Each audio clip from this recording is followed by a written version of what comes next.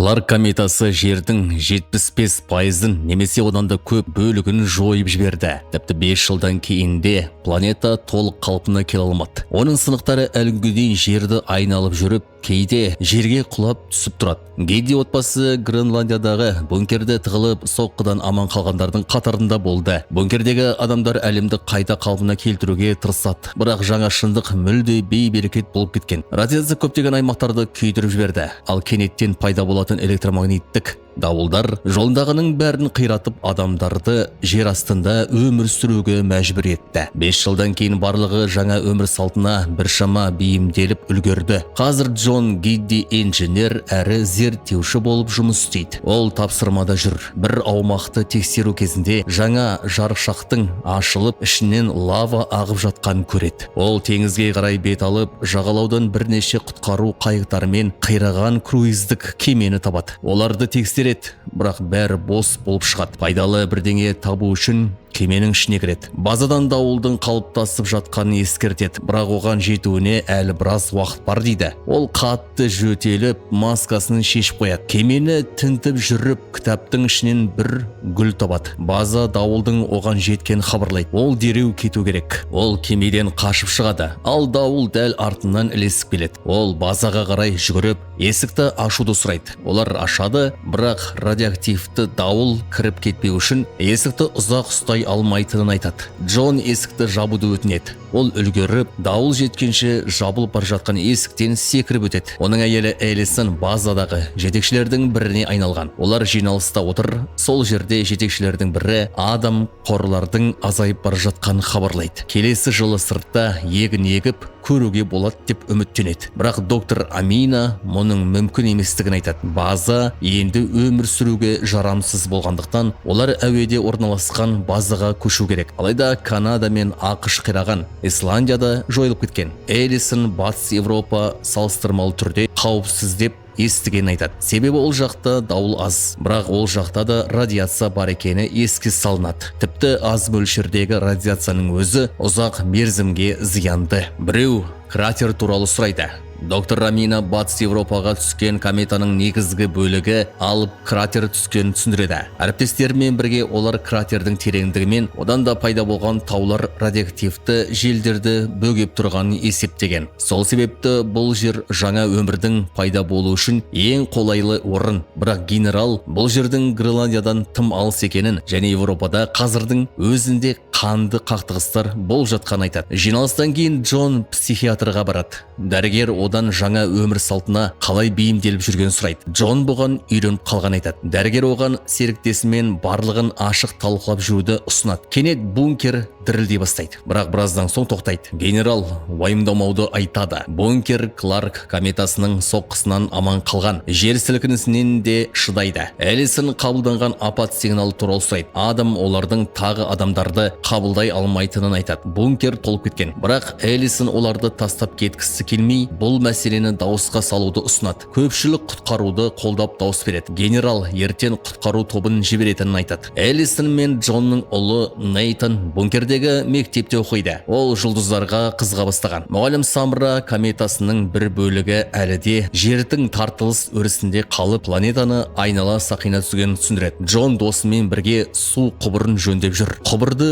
жөндеп болған соң қатты қуанады. Элисон ұлымен бірге қауым залына келіп, Джонды табады. Джон кемеден тапқан гүлін әйеліне сыйлайды. Элисон оның барлау тапсырмасына алаңдайды, себебі ол радиацияға ұшырап жүр. Бірақ еңбегін мойындап, оған алғыс айтады. Сосын ұлымен сөйлеседі. Элисон Нейтанды сыртта көрген айтады. Әкесі бұл қауіпті екенін айтып ұрсады, бірақ баласы сыртқа шығуға бола ма деп сұрағанда ашуланып кетеді. Элисон оның әкесіне ұқсап бар жатқан айтады. Қауіпсіз болмаса да, түнді тамашалау үшін үнемі сыртқа шығатын әдеті бар. Олар біраз билеп алады, ал Нейтан бөлмесіне барып, жұлдыздарға қарайды. Ол төсегінің жаймасына тесіктер жасап, шоқ жұлдыздар бейнесін жасаған. Келесі күні таңертең құтқару тобы жолға шығады. Басшылар мен әскерилер операцияны бақылап отырады. Олар адамдарды сәтті құтқарып, базаға қайтып келе жатады. Джон жұмыс орнына барып, мазасызданып тұрған досын көреді. Ол қабырғада жаңа жарықшақ пайда болып жатқан байқайды. Құтқару тобы екінші орынға баруға рұқсат сұрайды. Ол жерде де адамдар қамалып қалған. Адам тағы да адамдарды қабылдауға мүмкіндіктері жоқ екенін айтады. Элисон мұны талқылауды ұсынады, бірақ кенет командамен байланыс үзіледі. Бункер қатты шайқала бастайды, электр сөніп, қабырғалары жарыла бастайды. Барлығы бірін-бір қорғап, аман қалуға тырысады. Жер сілкінісі тоқтаған соң Джон досының көмегімен орнынан тұрады. Алдымен әйеліне қарай жүгіреді, оны сүйіп, үлгеріп, аман екеніне көз жеткізеді. Сосын ұлдарын іздеуге жүгіріп барады. Ол аман және маскасын киіп дайын тұрған екен. Олар оған ең қажетті заттарды және диабетпен ауыратын болғандықтан инсулинін алуды айтады. Джон маскалар алуға жүгіріп кетеді. Маскаларды киіп бункерден шығуға тырысады, бірақ негізгі шығу есігі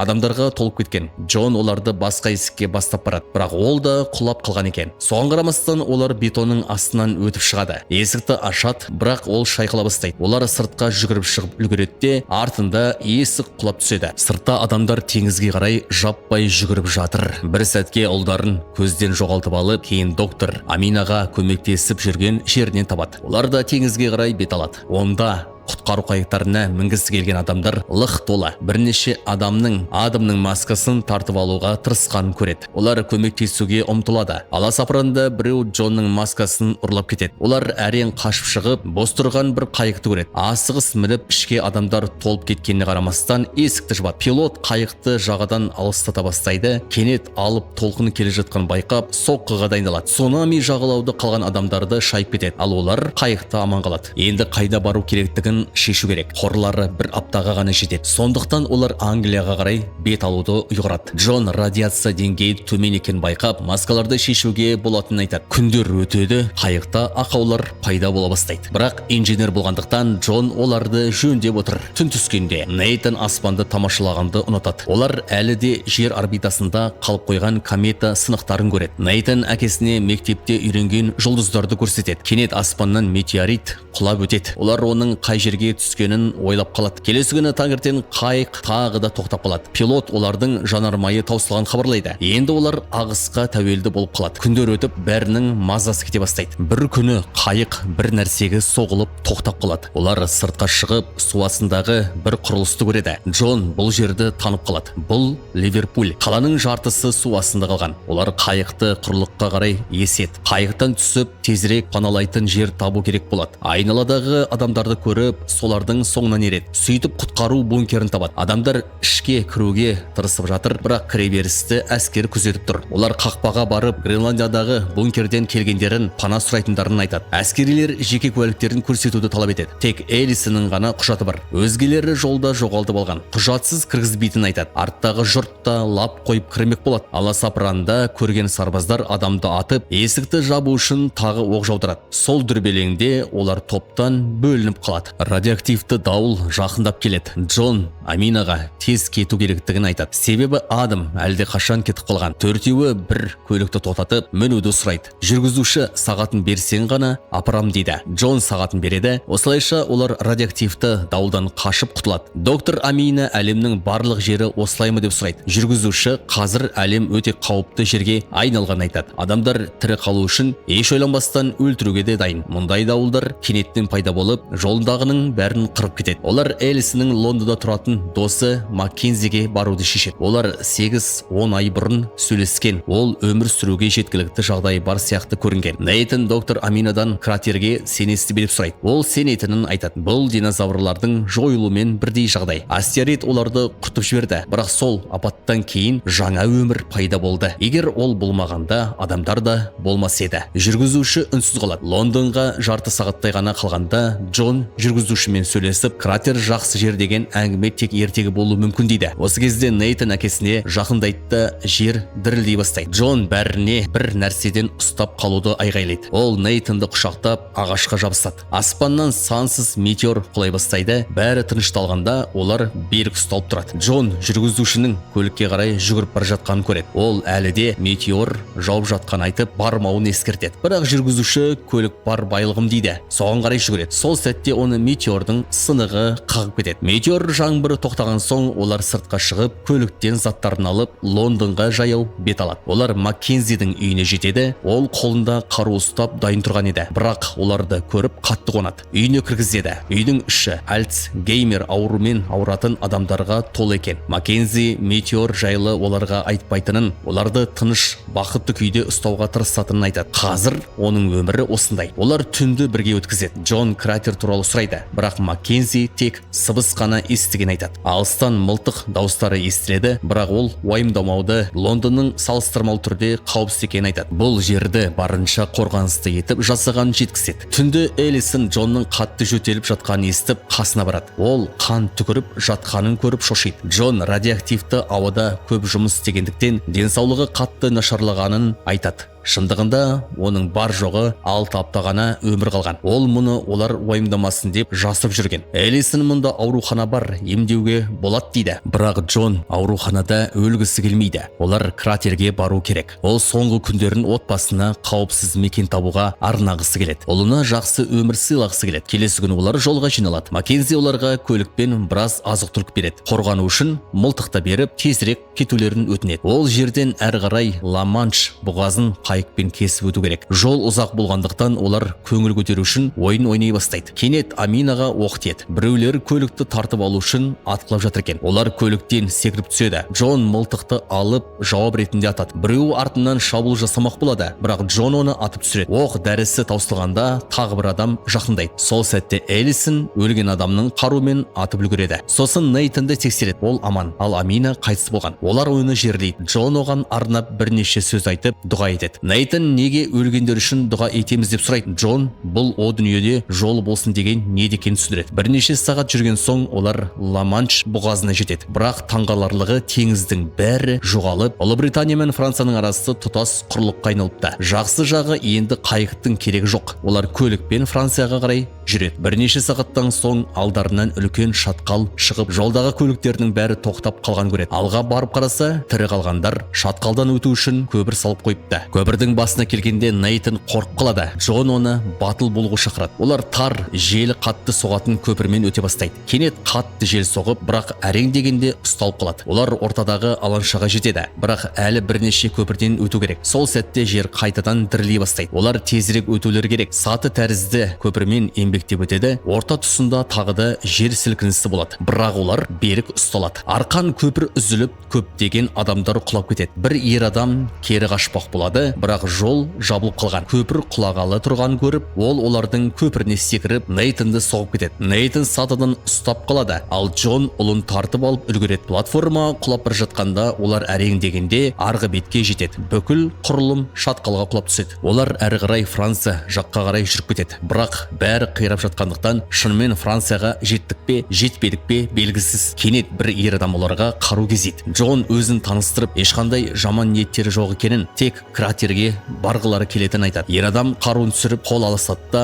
соңынан еріңдер дейді. Ол оларды қаладағы ескі диірменге алып барады. Ол бұл жерді үйіне айналдырған және электр қуатын күн энергиясымен алады екен. Олар радиоактивті ауаны барынша сүзеді. Ол әйелін және қызын Хамелияны таныстырады. Әйелі радиоактивті ауаның салдарынан сал болып сөйлей алмай қалған. Олар бірге ас ішеді. Ер адам неге Кратерге барғылары келетін сұрайды. Джон ол жерде уәде етілген мекен, адамзаттың соңғы үміті деп естіген айтады. Бірақ ер адам ол жер өте қауіпті екенін түсіндіреді. Батыс одақ француз армиясының қалдықтарымен бірге Кратерді шығыс одақтан қорғап отыр. Ал шығыс одақ Кратердің ресурстарын иеленгісі келеді. Ол жер өту үшін мүмкін емес дейді. Түнде Камелия Нейтанға өз бөлмесін көрсетеді. Ал Нейтан оған жұлдыздарды бейнелеген көрпесін көрсетеді. Элисон Джоннан бункерге кетерде әкесі оған оңаша не айтқан сұрайды. Джон әкесі өзіне Элисон мен Нейтанды қорғауға уәде бергенін айтады. Келесі таңертең француз жігіті оларға карта беріп, соғыс аймағын қалай айналып өтуге болатынын түсіндіреді. Жол өте қиын болады, бірақ батыс одақтың базасына жеткен соң командир Дженнетті сұрап, мына суретті көрсету керек дейді. Ол мен Дженнет бұрын дос болған екен. Ол көмектеседі дейді. Соңында ол олардан қыз қызын өздерімен бірге алып кетуді өтінеді. Бұл жерде қалмау керек. Ол да жақсы өмір сүруге лайық дейді. Әңгімеге құлақ түріп тұрған Элисон Камелияны кратерге аман-есен жеткізетіндерін айтады. Камелия ата-анасымен шын жүректен қоштасады. Сөйтіп олар кратерге қарай жолға шығады. Жолай аялдап, отбасылық ойындар ойнап демалып отырған кезде оларды әскерилер